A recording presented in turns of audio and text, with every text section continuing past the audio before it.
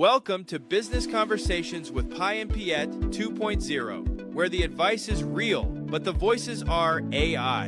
I'm Scoob, and we're harnessing cutting-edge artificial intelligence to tackle real-world business challenges and deliver actionable strategies you can implement right now. Joining us is our newest AI voice, Piet, sharp, insightful, and ready to challenge conventional wisdom. The questions are real, the data is vast, and the insights game-changing. So buckle up, Scoob believers. It's time to get across the start line. Let's dive in. You know that gnawing feeling, the one in the pit of your stomach, the one that's always whispering, you don't belong here. And they're going to find you out. Any minute now. Exactly. If you've ever felt that, you are definitely not alone. In fact, if you're a high achiever, that feeling is probably like your constant shadow. Today, we've got a heady stack of sources, and we're distilling it all down for you. Our topic is imposter syndrome. We've got analysis on how this psychological hurdle really undermines achievement, especially the subtle ways it feeds on itself, and critically, how it links directly to burnout. So our mission today is to cut through the noise and give you some concrete, actionable strategies, some behavioral hacks, really, for recognizing your own worth. And it's such an important conversation to have because we have to get past just calling it self-doubt. It's so much deeper. Imposter syndrome, as our sources define it, it's not just low confidence. It's a profound psychological state where even with overwhelming evidence like objective proof of your success, you still hold on to this intellectual conviction that you're a fraud. That's a huge disconnect. The cognitive dissonance must be immense. It is. You feel fundamentally undeserving, unqualified for the role you're in. And the core of it is this fear of exposure. The moment someone realizes you aren't who they think you are. Exactly, that catastrophic moment. And that's why it's so often paired with this intense anxiety. You're not just trying to succeed, you're constantly trying to hide mistakes that you think will reveal the truth. And the most insidious part is how we become our own worst enemy. We actively undermine the evidence. When you get a win, you just refuse to take credit. Oh, absolutely. Instead of saying, I earned that, it's this instinct to say it was luck or timing, or someone did you a favor. Okay, so let's unpack that first. That's the fuel for the whole cycle, right? It is. Why do high-achieving people, when they're faced with just undeniable success, immediately say, oh, I was just in the right place at the right time? Why do we diminish our own work? What's really fascinating in the sources is that this diminishing act, it's actually a kind of survival mechanism. The survival mechanism. How it's a way to manage the pressure that comes with success. I mean, think about it. If you fully accept that your achievement was because of your skill, then you're on the hook to do it again. You're responsible for maintaining that level of performance forever. That sets the bar impossibly high for your own psyche. Wow, okay. But if you tell yourself it was just external forces, luck, timing. The wind was blowing the right way. Right. Then your success feels uncontrollable. And that offers protection. If you fail the next time, you can just say, well, luck ran out. It wasn't my fault. Exactly. You avoid taking emotional responsibility for that new, elevated standard your own success created. It's a kind of protective pessimism. But the cost is huge. You never get to feel that genuine self-recognition. That's the trade-off. So if we want to reverse that cycle, the counter strategy has to be really surgical. We have to break that habit of wrong attribution. Precisely. You have to forge an undeniable link between your effort, your skills, and the outcome. So what do the sources say? What are the hacks? The sources recommend 3 specific countermeasures, and the first one requires radical specificity. They call it the Accomplishment Audit. An audit. And it's not enough to just write down, I closed a big deal. You have to force yourself to write down the specific microactions you took. Ah, so you're building the evidence case for yourself. You are. So instead of the proposal was accepted, you write down, the proposal was accepted because I spent 7 hours cross-referencing industry standards, because I leveraged my network for 3 key intros, and because I restructured the cost model. You're tying your skills, not chance, directly to the result. It makes that attribution bias much, much harder to maintain. The detail is what makes it real. It turns this vague win into something repeatable, measurable competence. Okay, what's the second countermeasure? The second hack is about active strength identification. We all have skills that we we undervalue them because they come easily to us. Like being a clear communicator or good at organizing. Exactly. Or pattern recognition. You need to actively list those inherent strengths and then explicitly document the role they played in your achievement. So connecting the dots. Yes. If you negotiated a tricky contract, you don't just log the win. You acknowledge that your strength in, say, conflict resolution made it possible. You're synthesizing your skills in your success log. I like that.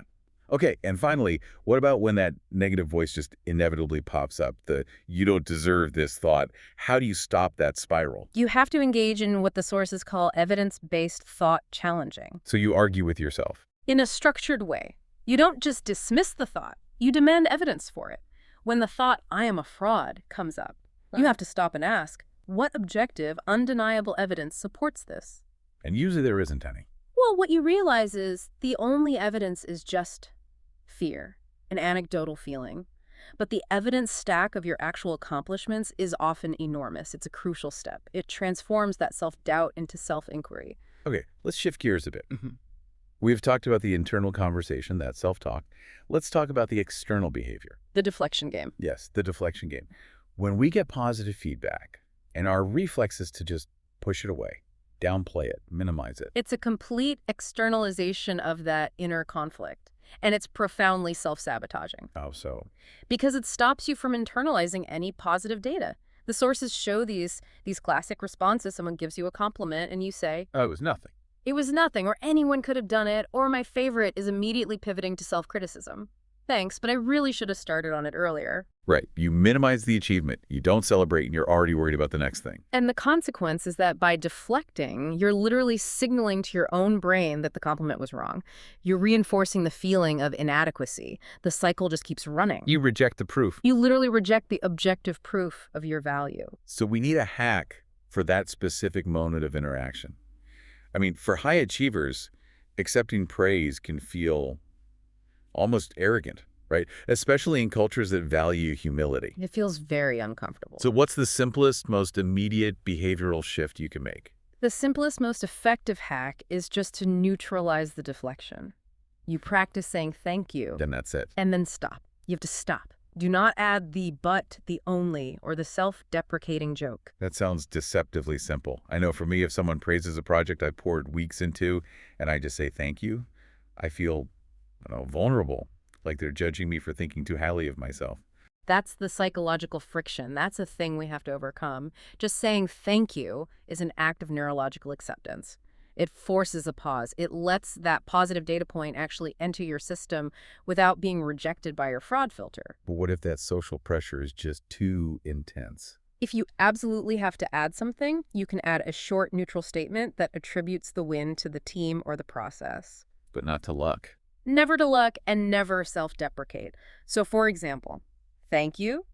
I really appreciate you noticing the effort the team put in. That is a massive step up from, oh, it was nothing. That's a powerful distinction. Attributing to effort, not minimizing the result. What other strategies are there? You need a dedicated tool.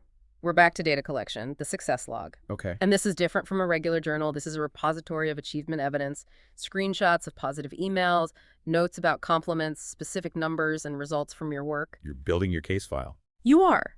The goal is to make it tangible evidence that you can go back and look at when the self-doubt is at its peak. You're giving your rational brain objective data to refute the emotional noise. And the final strategy is reframing the moment.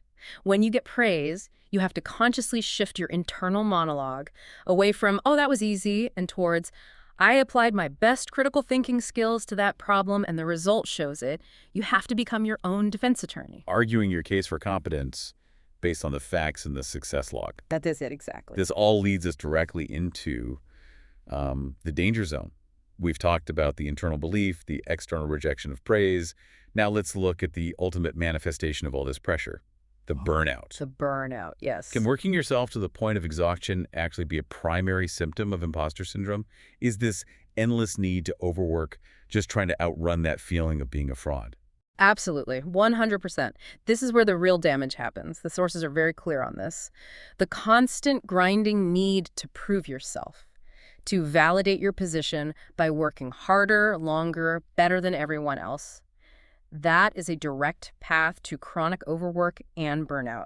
Because if your past wins were just luck, then your current output has to be triple what's required just to maintain your spot. just to avoid being exposed. So on the surface, these behaviors look like incredible dedication. Right. But internally, they're driven by fear. Exactly. Perfectionism is the classic symptom. You set these unrealistic, impossible standards, not for high quality, but because you're afraid that anything less than perfect will expose you. And that must lead to overcommitting. It's the second symptom. You take on too many tasks, too many responsibilities, you stretch yourself thin in this frantic effort to provide overwhelming, irrefutable evidence of your worth. Wow. And the third major manifestation is the catastrophic failure to delegate. This isn't just about management style, is it? No, it's a trust issue rooted in the imposter mindset. You secretly believe that only you can do the task correctly. Your position feels so tenuous, you can't risk someone else's mistake reflecting badly on you. And the result of all that pressure is you sacrifice any kind of self-care. It's the first thing to go. So if the underlying belief is my value equals my output, how on earth do you implement boundaries? How do you delegate when the psychological stakes feel so existential? You have to be strategic. The foundation is setting operational boundaries, not just emotional ones, clear work hours. And crucially, you have to communicate them. To your team and to yourself. Both.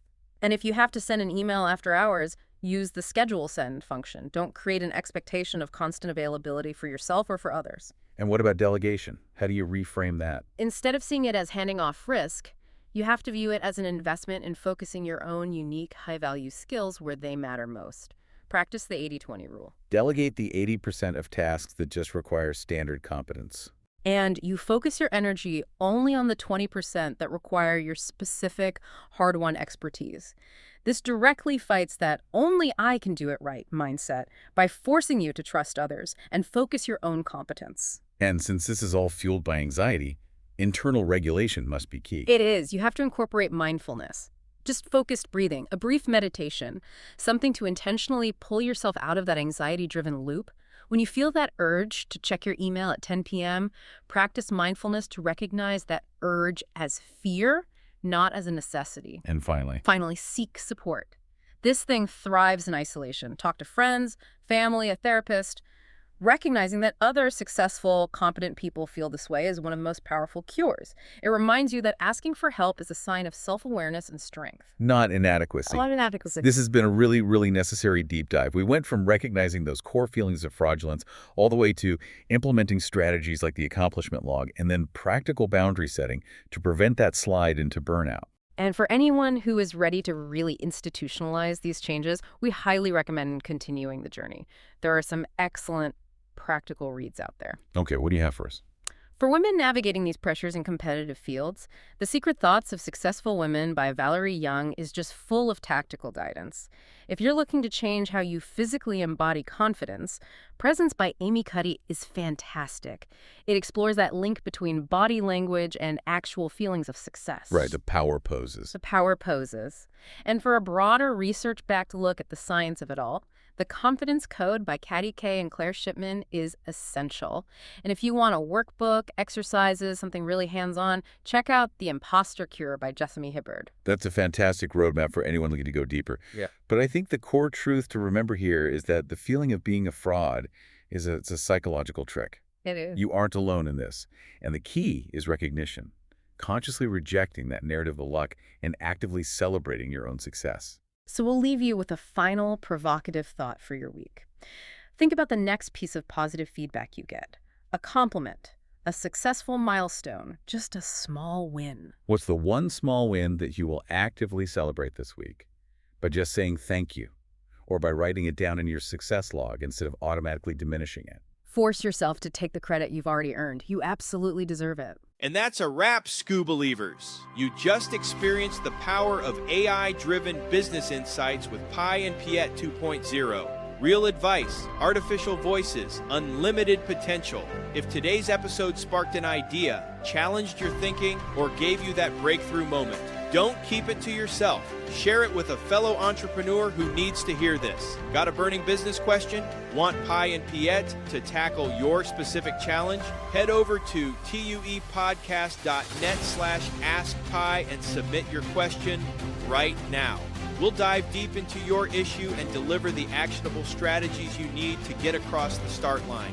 Remember, Scoo Believers, the hurdles aren't in the way. The hurdles are the way. Until next time, keep moving forward, keep taking action, and we'll see you in the next episode.